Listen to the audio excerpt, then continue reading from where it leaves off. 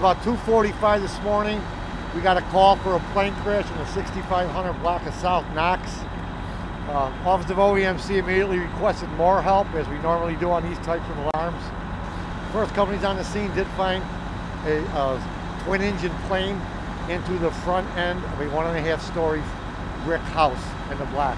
There were 2 people in the house. We managed to rescue both of those people.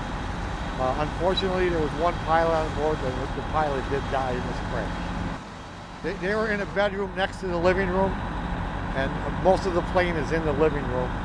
They're just very lucky at where they were at. They are unhurt. There's nothing wrong with them at all. The aircraft is obviously certainly damaged, but the airframe is more or less intact. That is, all components of the aircraft made it to the accident site, so we're confident we're not dealing with any type of in-flight breakup or some scenario like that. My understanding is the pilot advised air traffic control that he had some type of engine problem, and he was attempting to return to the airport when he lost control and crashed.